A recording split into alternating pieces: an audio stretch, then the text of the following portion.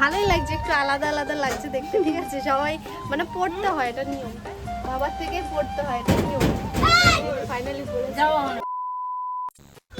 Hello everyone, কেমন আছো সবাই? আশা করছি তোমরা সবাই অনেক ভালো আছো।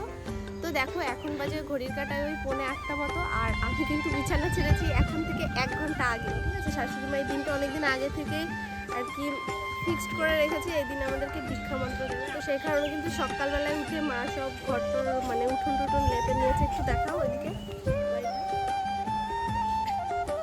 এই যে আমাদের এই গাছটাতে না প্রচুর ফুল হয়, মানে ঠিক মতো তুলতে পারলে প্রায় এক সাজিই হয়ে যায়। ওপরে ওপরে হাত পাচ্ছি না ফুল। আর আজ সকাল থেকে মেঘলা মেঘলা ওয়েদার, দেখো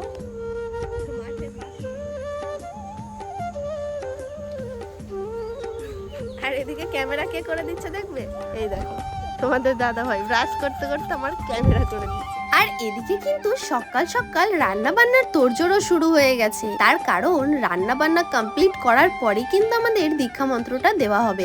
আর এই যে দেখতে পাচ্ছ রান্না করছে, ইনি হলেন আমাদের বাবা গোসাই। ইনি হচ্ছে আজকে আমাদের দীক্ষা মন্ত্র দেবেন, আর ওনার হাতের রান্না আজকে আমাদেরকে খেতে হবে। তো যাই হোক, আজ থেকে কিন্তু আমরা দুজনেই ভগবানের শরণাপন্ন হব। তোমরা একটু আশীর্বাদ করো আমরা যাতে ভগবানের পথে থাকতে পারি। রান্না বান্না হতে হতে কিন্তু আমাদেরকে এদিকে গুছিয়ে নিতে হবে, কারণ ওই স্নান ধান করে সব আলতা সিঁদুর পরে টরে নতুন শাড়ি কাপড় পরতে হয়, তো সেগুলোই পরবো এখন।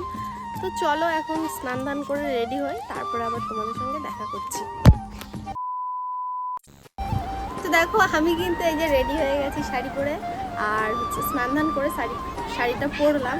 আর ওদিকে তোমাদের দাদাভাইকে আজকে পরতে হবে ধুতি, তো ও তো পরতে পারে না, দেখো বাবা বসে পরিয়ে দিচ্ছে। সরে যাও, ভিডিও চলে আসবে না। এই দেখো বাবা পরিয়ে দিচ্ছে, ও তো পারে না পরতে ধুতি। এই দেখো এই যে ধুতি পরা হয়ে গেছে, আর ওইদিকে এই যে মা সমস্তটা গুছিয়ে দিচ্ছে ভেতরে জিনিস। হেভি লাগছে দেখি, ওই সুতোমালা কই টাকা আমি তো বলতে পারবো। এই দেখো তোমাদের দাদা ভাই ধুতি পরেছে, কেমন লাগছে একটু কমেন্ট করে কিন্তু অবশ্যই জানাবে। এই দেখো দাও দাও, সে বিয়ের সময় ধুতি পরেছিল আর আজকে ফার্স্ট। ভালোই লাগছে, একটু আলাদা আলাদা লাগছে দেখতে, ঠিক আছে। সবাই মানে পড়তে হয়, এটা নিয়ম, তাই না? এখন আমি এই যে পরে আছি গলায় এই তুলসীর মালাটা খুলবো, তারপরে তোমাদের দাদা ভাইয়ের মতো ওই কাঠের না কিসের মালা ওটা পড়তে হবে। আর এই যে কাকিও কিন্তু আমাদের সঙ্গে আজকে নেবে মন্ত্র। আর এই দেখো আমার মামা আজকে ঘুরে ঘুরে বেড়াচ্ছে। হাই করো শোনা, দুষ্টুমি করছো না তো?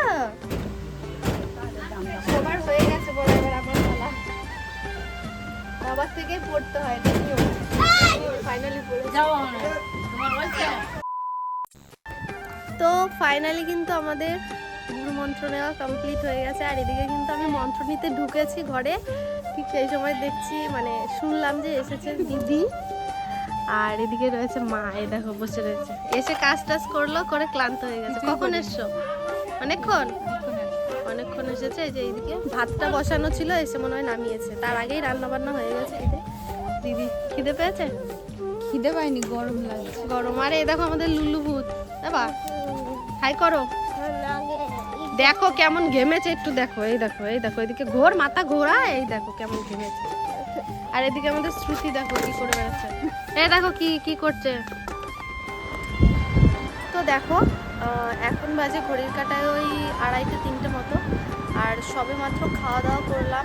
শুধু খাওয়া দাওয়া তো না, আরও চারিদিকে কাজকর্ম অনেক ছিটিয়েছিল, সেগুলো গুছিয়ে একদম এখন হাত পা ধুয়ে একটু ফ্রেশ হলাম, নাইটিটা পরলাম, কাপড়টা ছেড়ে।